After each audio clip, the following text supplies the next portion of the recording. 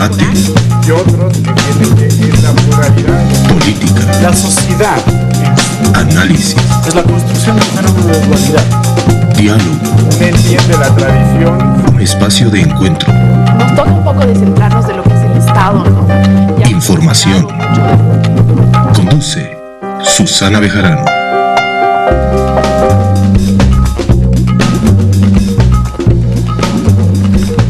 Muy buenas noches a todos los que nos siguen. Bienvenidos a Esta Casa No es Hotel. Esta Casa No es Hotel es un programa de debate y análisis plural. Sin embargo, esta noche hemos decidido hacer un homenaje a una persona sumamente especial. Una mujer que ha contribuido con la cultura de este país, que ha contribuido con la historiografía de este país. Esta noche vamos a homenajear a la señora Teresa. Y empiezas a darte cuenta y a entender que todos los privilegios, por ejemplo, estudiar y tener una carrera y ser profesional, no era algo que compartías, a veces ni siquiera con tu mamá y a veces con tu abuelita tampoco, ¿no? Y en ese sentido es la característica.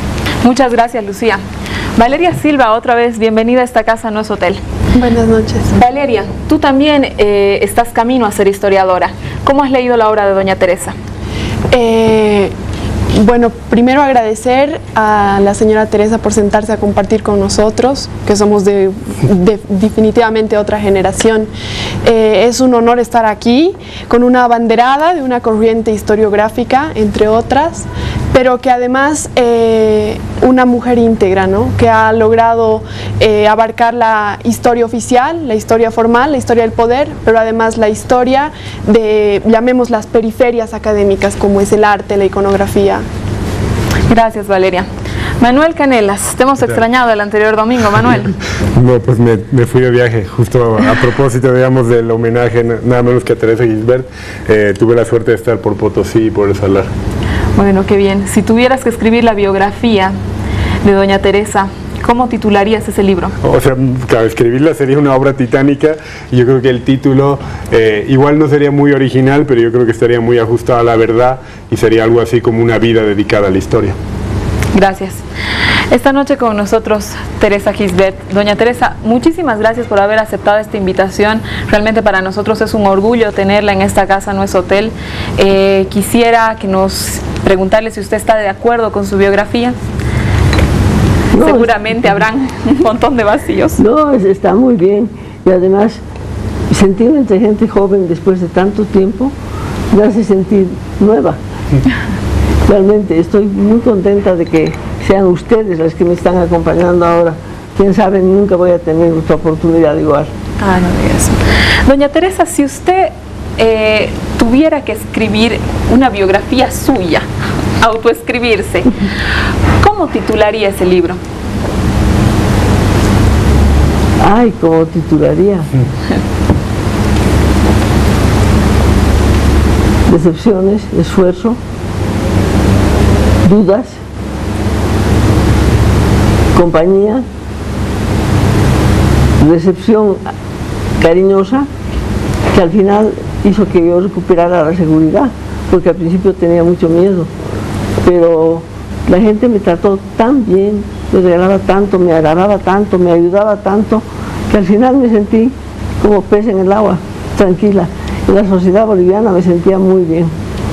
Qué bien, doña Teresa, usted ha aportado mucho a nuestra sociedad. Vamos a un corte y volvemos con este homenaje a una gran mujer, Teresa Gisbert.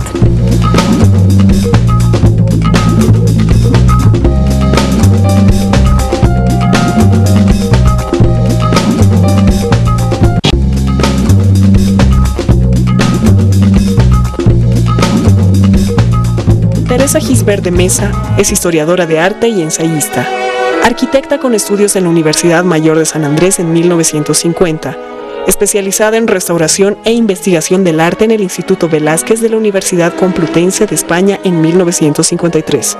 Fue directora del Museo Nacional de Arte de La Paz entre 1971 y 1975 y dirigió el Instituto Boliviano de Cultura.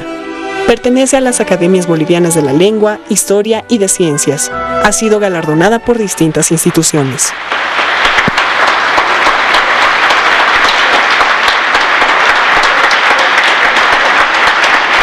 Su producción bibliográfica, varias de ellas en colaboración con su esposo, José de Mesa, y otras con su hijo Carlos, se ha concentrado en la investigación de la actividad cultural y artística del período colonial, abarcando no solo Bolivia, sino Perú y Ecuador. Ha colaborado en ediciones de magnitud, como por ejemplo la Enciclopedia del Arte en América, dirigida por Vicente Gesualdo. Entre los libros escritos está el ensayo literario, Esquema de la literatura virreinal en Bolivia.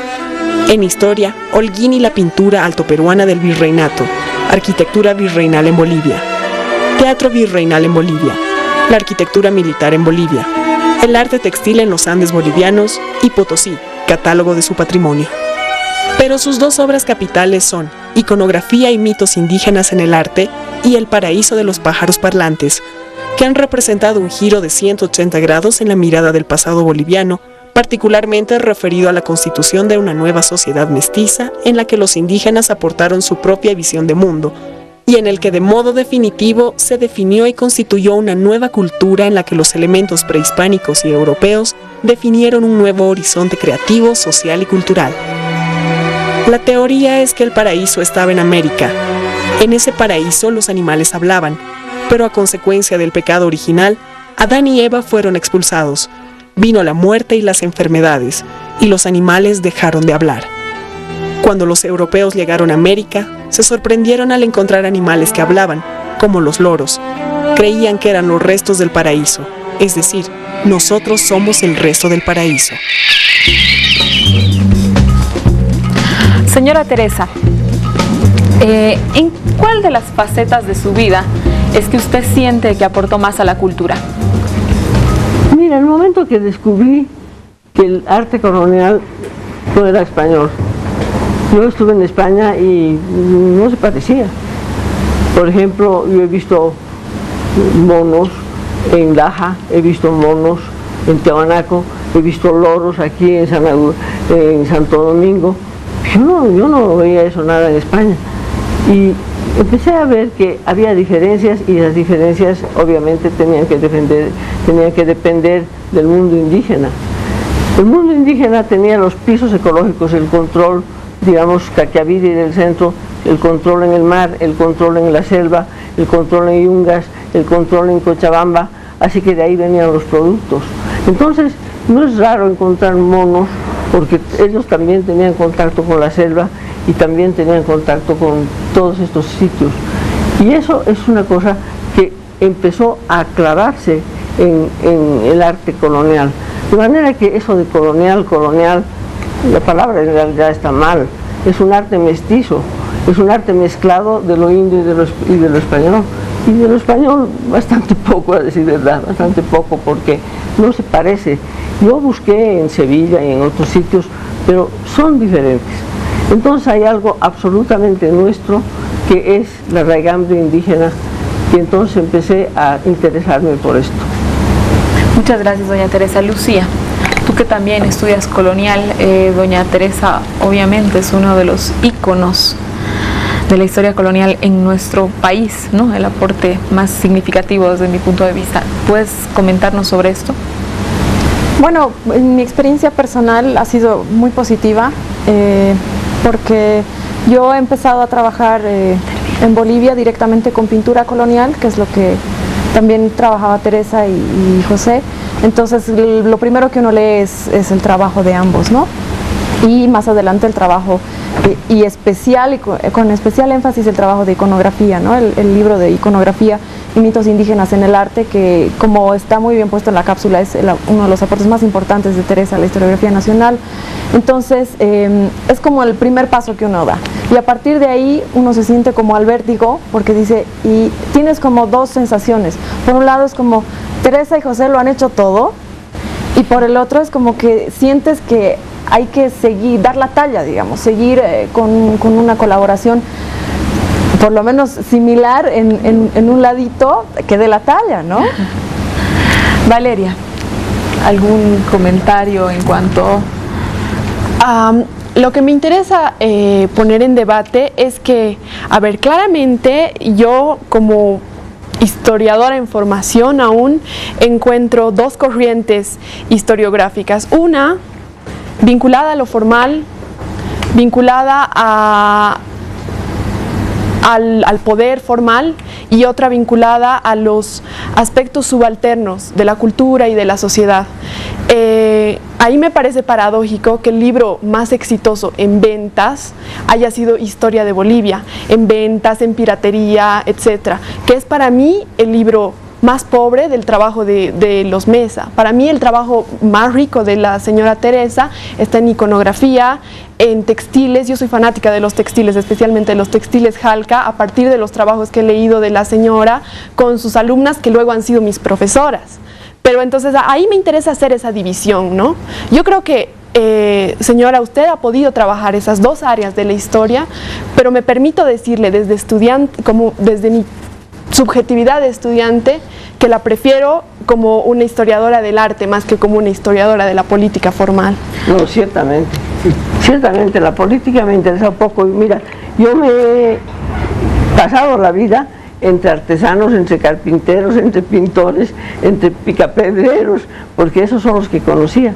De la historia, digamos, y si tú me preguntas de Sucre, de Bolívar, y sé mucho menos que si me preguntas de un pintor, por ejemplo, Diego Quispetito en Cusco, o me preguntas de Holguín, sé mucho más.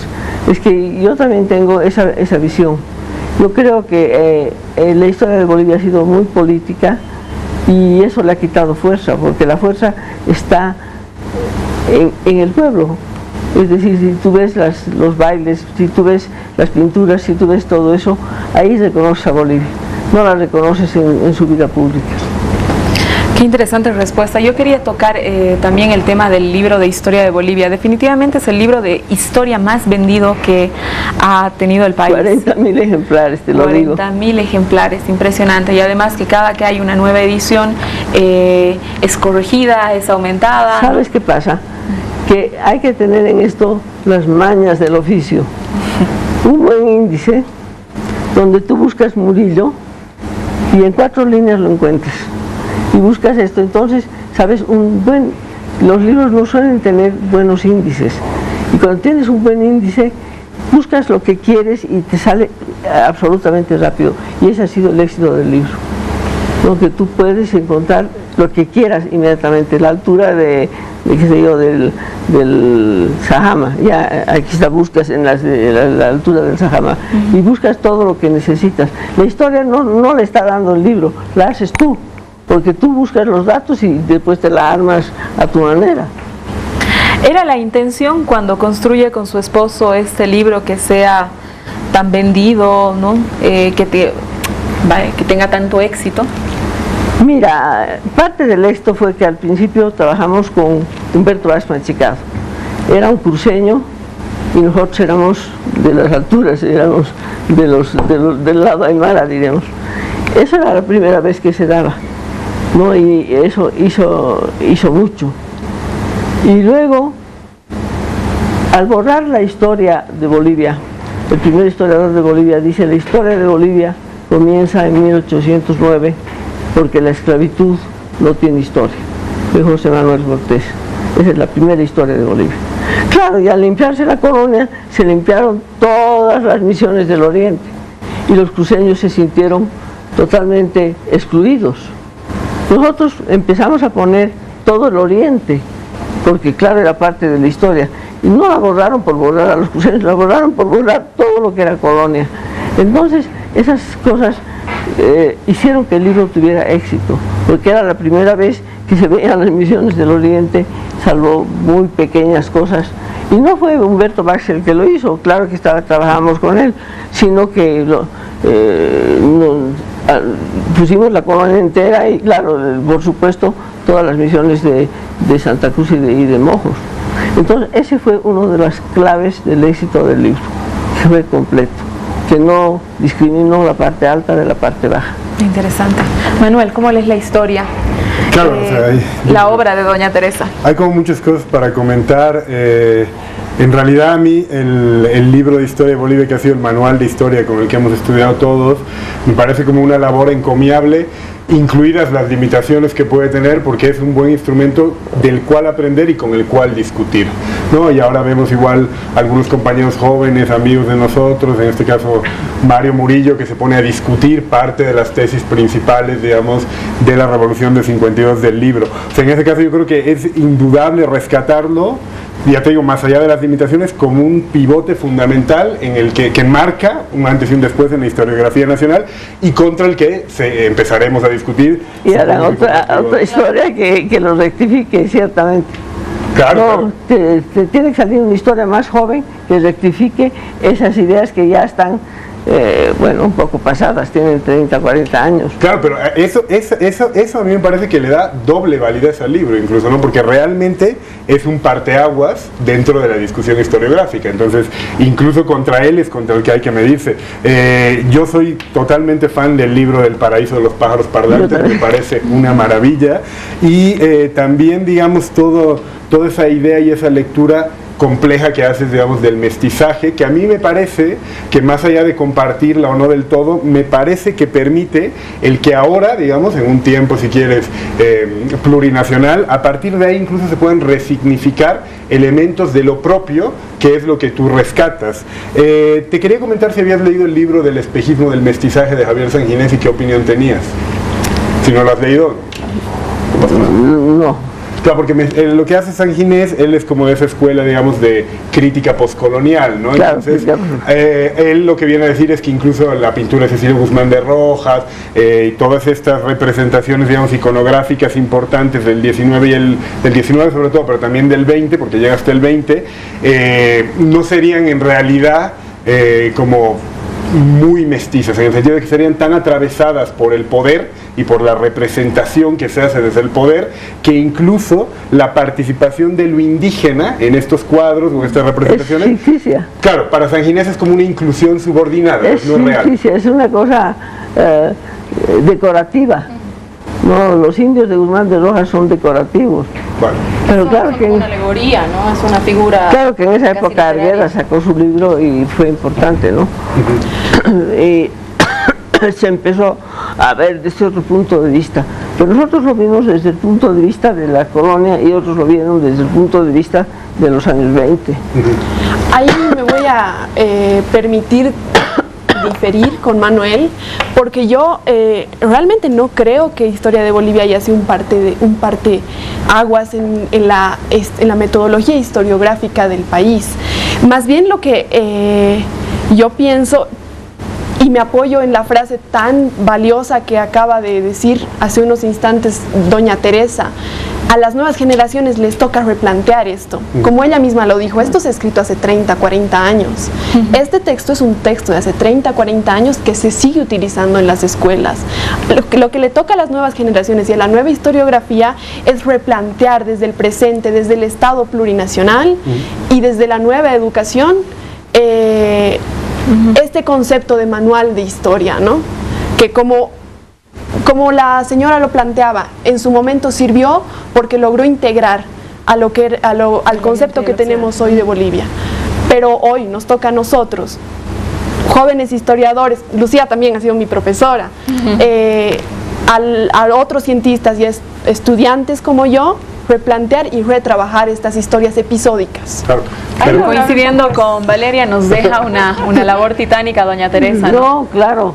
Lo que quiero decir, por ejemplo, cuando yo, en el último libro que tiene 3 tomos, que son Colonia, Modernidad y que se pueden vender sueltos, en el siglo XIX y XX no sabía qué poner. La verdad es que no sabía qué poner. Me parecía el siglo XIX tan aburrido, con retratos de militares y más militares y más militares y algún presidente y nada de nadie, alguna señora que aparecía por ahí. Entonces me di cuenta que ahí es donde, por ejemplo, he puesto todo lo que son danzas, Gran Poder, y toda la parte de participación del pueblo, que es el que domina, el que recupera todo lo que era la historia. Lo demás, ya te digo, son presidentes y todo eso. Entonces el siglo XIX está totalmente cambiado. Es puro folclore.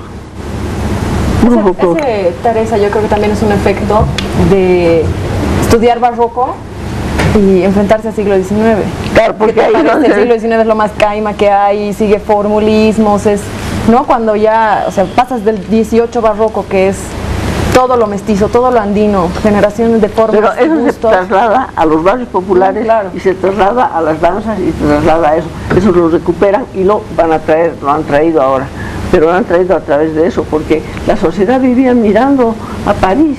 Ya te digo, como el dólar y el whisky, tenía el champán y la libra esterlina. Aquí circulaba eso como el dólar y el whisky.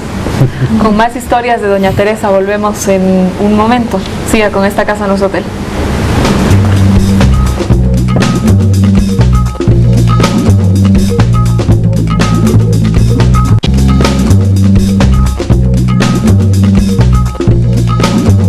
Yo nunca usé tampoco el nombre de mi esposo, el apellido, porque eso de ser de alguien me parecía que me convertían en una cosa. Tuve inconvenientes, yo saqué el título de arquitecto y yo ya estaba casada y me dijeron que mi título no iba a valer. Si no iba a mesa, yo le dije que bueno, no me importaba que no valga, pero que mi nombre yo había nacido como Teresa Gisbert Carbonell y así me iba a morir. Eso no quería decir que yo lo estime, que lo quiera, y Pepe sabía perfectamente eso, pero el de me parecía un tanto, y me sigue pareciendo un tanto ofensivo, ¿no? Porque a uno la reducen a la calidad de cosa. Doña Teresa Gisbert, doña Teresa de nadie. En la turbulenta presidencia que tuvo su hijo, Carlos, ¿no se tentó nunca a escribir sobre esto? Bueno, en casa todos éramos ajenos a la política y no vimos con buenos ojos que Carlos se metiera. Claro, al principio era vicepresidente nada más, bueno, pero cuando llegó a la presidencia yo creo que todos sufrimos mucho, porque para hacer eso se necesita un buen apoyo, un partido, se necesita tiempo, se necesita muchas cosas, y claro, la situación fue muy difícil y todos sufrimos. Yo creo que él, bueno, tiene el orgullo de haber sido presidente de Bolivia, que es un orgullo que no se lo quita a nadie, y que yo lo respeto realmente, y yo sé que él es un boliviano de fondo, porque ya no le queda de los ancestros, no le queda nada más que él es un paseño y es un medio aymara y bueno, es un boliviano de fondo. Y bueno, cuando se terminó, yo creo que todos nos alegramos. O sea que de escribir de este periodo ni hablar. No, le digo, salió sin un muerto, porque todos arrastran muchos muertos, todos los presidentes arrastran muchos muertos, muy pocos son los que salen sin ni un muerto, y eso sí que me parece un mérito grande. En Bolivia salir sin un muerto es muy difícil. Una gran historiadora, nuevamente reitero, calificada como la mejor historiadora en este país. No, mira, eso, francamente, ni me lo digas, porque hay gente que trabaja en historia. Yo trabajo en una historia marginal, es una historia de los objetos, una historia de los artesanos, no es una historia que decide. Yo no trabajo con militares, ni trabajo con presidentes, ni trabajo con esto, trabajo con obreros, con picapedreros, con pintores, con esa clase de gente.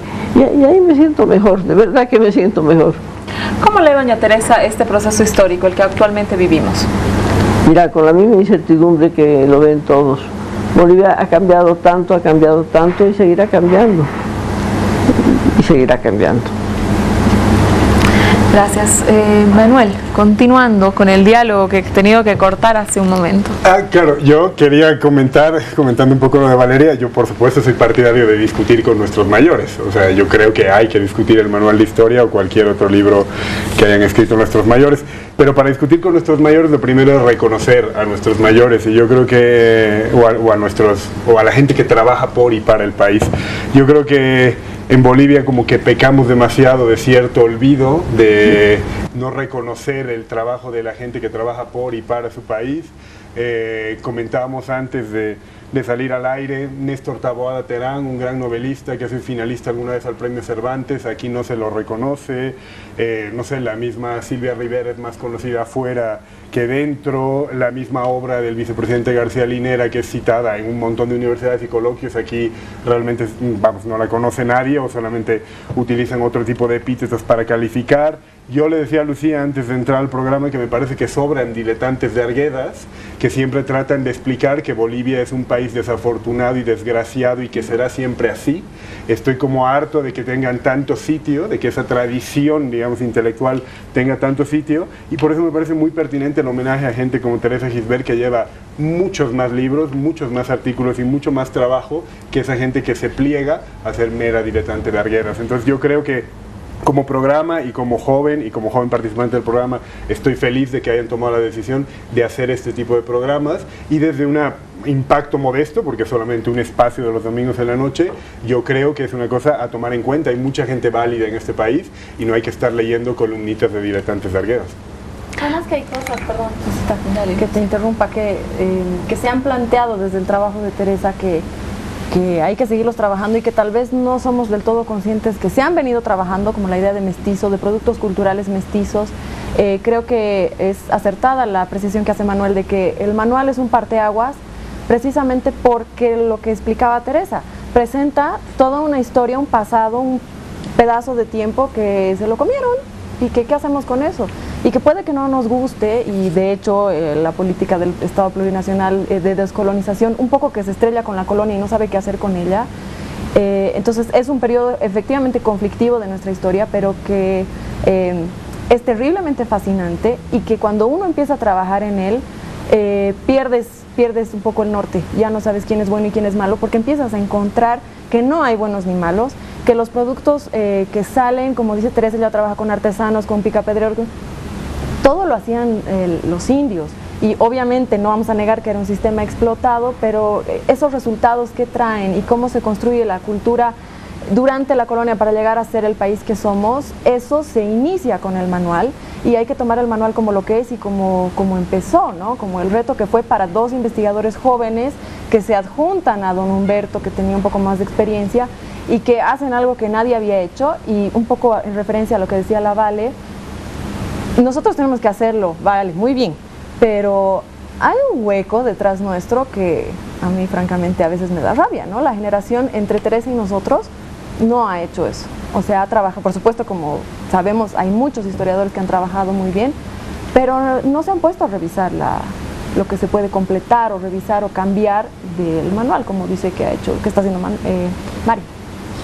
A mí lo que me interesa reapuntar más bien, es el debate metodológico historiográfico, y creo que es re importante poder hacerlo con doña Teresa, ¿no? Que ha sido en verdad una de las cofundadoras de la historia como profesión en nuestro país, ¿no? Que es una de las personas que más ha aportado a la construcción de la carrera de historia, y eso yo como estudiante actual lo agradezco. Me saco el chulo, como se dice, ¿no? Pero, bueno, volviendo al debate del que yo quiero hablar, a propósito de lo que usted decía respecto a la presidencia de su hijo Carlos, creo que es re importante hablar de la objetividad en la historia, ¿no? De qué es la objetividad, si existe o no existe, porque yo no me creo el cuento de que la pluma del historiador es una pluma sexuada, apolítica, que no tiene una intención. No. Entonces, me parece súper interesante hurgarle un poco por ahí, preguntarle qué se pretendía políticamente con el libro Historia de Bolivia. ¿Cuál era el objetivo político? Bueno, el objetivo era completar lo que faltaba, es decir, estaba lleno de agujeros. Agujero en la colonia, agujero aquí, agujero allá. Es decir, no era un libro completo. ¿Te imaginas tú la historia de España, que se quite toda la parte árabe y toda la parte romana? No existiría. ¿Qué queda? No, claro. ¿No? Entonces, lo primero que fue nosotros llenar los vacíos. Y claro, tuvimos que leer libros paraguayos, tuvimos que leer libros argentinos, tuvimos que leer libros españoles, porque bolivianos había muy pocos. Porque Juana Zurduy de Padilla más se la conocían en Buenos Aires que aquí. Entonces, llenar, en primer lugar, llenar y traer todo lo nuestro a un saco junto.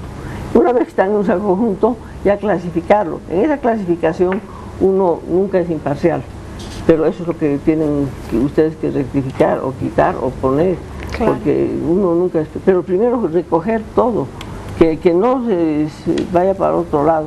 Además dicen, nos han quitado esto, nos han quitado el otro, nos han quitado el otro, un mapa lleno de negros. No pusimos el mapa lleno de negros porque hay mapas simultáneos de la misma casa, con unas fronteras y otros con otras fronteras.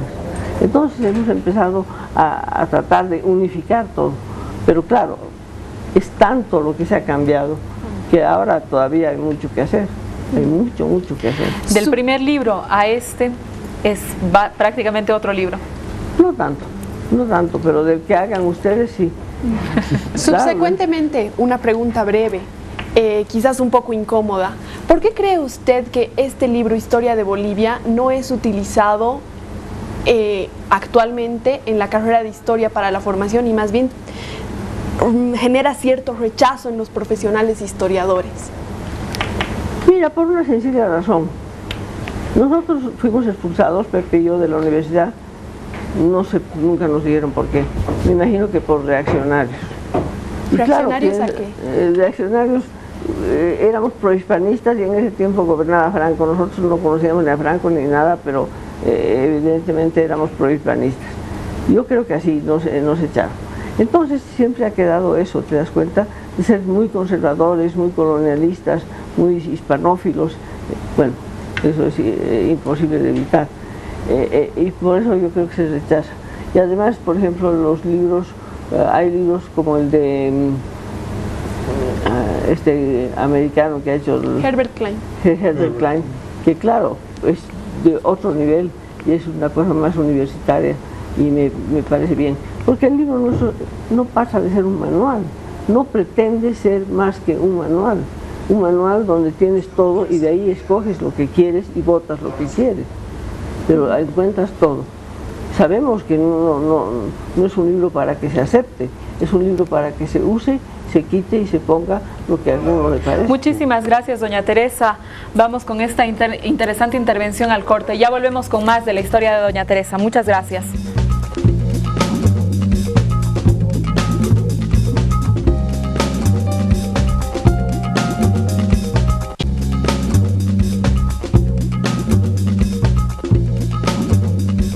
Doña Teresa Gisbert es un verdadero símbolo de la preservación del patrimonio, sobre todo. El trabajo que ella ha desarrollado muy particularmente en la ciudad de La Paz ha dado cuenta de la magnitud de patrimonio arquitectónico que tiene este país. Más adelante, doña Teresa ha dedicado su vida a desarrollar investigaciones muy profundas sobre el barroco, sobre el desarrollo y la conservación del patrimonio pictórico en nuestro país, que son una verdadera lección y fuente de referencia inevitable para preservar patrimonio, para seguir produciendo arte y para promover la cultura y la interculturalidad en Bolivia. Doña Teresa se ha ganado con méritos propios, igual que su difunto esposo, el reconocimiento de la comunidad boliviana por su aporte intelectual, académico y artístico. Cualquier reconocimiento y mucho más, si viene del Estado y también de la ciudadanía, será bien merecido. El arte y su especialización en la preservación del patrimonio arquitectónico serán dos elementos sobre los cuales en el país no olvidaremos nunca a doña Teresa. Agradecemos al ministro Pablo Grux por habernos aceptado hacer la nota para doña Teresa, quien con mucho gusto ha decidido vertir unas palabras para usted. Doña Teresa, ¿cuál es la parte de su obra que a usted más le gusta, con la que usted más se reconoce? El paraíso de los pájaros parlantes, la iconografía. Cuéntenos un poco por qué. porque va por otros mundos y nos coloca a todos los bolivianos fuera de nuestro territorio en otros mundos. Y podemos estar en Asia, podemos estar en África, podemos estar en Europa a través de esa visión. Y la iconografía, porque nos hace pensar en nosotros mismos, en lo que realmente somos, en las raíces indígenas que hay y que no se borraron en la colonia, simplemente no se borraron, ahí quedaron. Por eso esos son los dos libros que más me impresionan. Y por supuesto el último que he hecho, que es un manual para cualquiera, es decir, para enterarse de lo que hay. No tiene mayores pretensiones. Es un libro simple, sencillo, descriptivo, que no tiene ninguna pretensión. Bueno, decir que doña Teresa, seguramente usted no tiene ninguna pretensión, pero el aporte que hace a este país es demasiado grande. Lucía, quisiera que por favor nos cuentes el episodio que más te gusta de la obra de doña Teresa, lamentablemente ya para irnos despidiendo. De la obra de Teresa en concreto me gusta mucho la parte en los pájaros parlantes en el que se desarrolla todo el fenómeno del taquionco y en La Paz sobre todo, porque yo no conocía eso antes o te hacen una referencia, ¿no? Entonces hubo resistencia religiosa. Entonces lees esos los textos en el propio manual y está por encima, pero creo que se nota el placer de ella al desarrollar el tema en esa parte. Entonces eso y la pasión que sentimos las dos por las pinturas de Caquiaviri, del pueblo de Caquiaviri, es algo compartido, especial.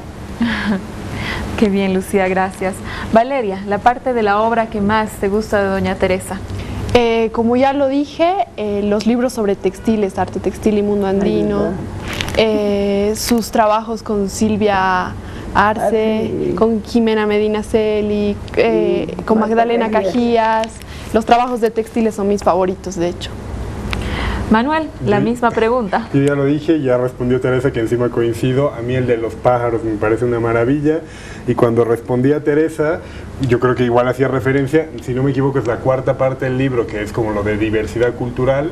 Y todo, digamos, el imaginario que tenían los ciudadanos de los Andes respecto a los otros, a mí es lo que más me gusta. Me parece que es increíble. Doña Teresa, para nosotros realmente ha sido un gran honor tenerla esta noche en este programa. Esta Casa No es Hotel es un programa de debate plural, donde siempre hay cierto tipo de tensiones. Este programa ha sido diferente definitivamente, tener una mujer que ha construido con su obra, aportado a la cultura, a la historia en este país, que con esa obra ha hecho patria, ha reconocido a través de su obra que hay otra parte del país, como ha sido introducir a la historia de Bolivia, el Oriente, como ha sido reescribir el tema de la colonia, el aporte importantísimo, fundamental, estructural del tema indígena, que no podemos hablar de que los españoles han venido y nos han conquistado y quitado nuestra historia, nuestras raíces. Eso de ninguna manera ha pasado y creo que hay un proceso importantísimo de reivindicación hoy, que sin el aporte suyo no podría de ninguna manera suceder, ¿no? Una cosa quería decirte para despedirme. Ahorita he cumplido 20 años menos. En vez de tener los 86 que tengo, llego apenas a los 60. Y eso me ha hecho feliz, porque me he sentido joven otra vez. Bueno, joven, pero joven. Qué bien, doña Teresa. Nosotros reconocemos también la gran apertura que una mujer como usted venga a contarnos sobre su obra, a discutir con jóvenes, contar los encuentros, ¿no?, que encuentran cada uno de ellos en su obra. Para todos ustedes que nos siguen hoy en esta Casa No es Hotel, espero que hayan sentido el mismo placer que nosotros en la mesa de tener una gran historiadora a nuestro lado, en el caso de ustedes al frente suyo. Creo que es importantísimo que los bolivianos, como señalaba en una intervención Manuel, empecemos a reconocer a nuestros bolivianos. Quiero despedirme, doña Teresa, quiero despedirme de todos ustedes esta noche con una mujer que ha hecho patria, que ha tenido hijos, que han aportado también a la historia de este país. Una boliviana de verdad. Gracias por estar esta noche con nosotros. Los esperamos el siguiente domingo en ATV, la red que Bolivia ve. También los invitamos a unirse a nuestras redes sociales, a Esta Casa No Es Hotel en Facebook, en Twitter también, Esta Casa No Es Hotel. Le agradecemos seguirnos. Buenas noches.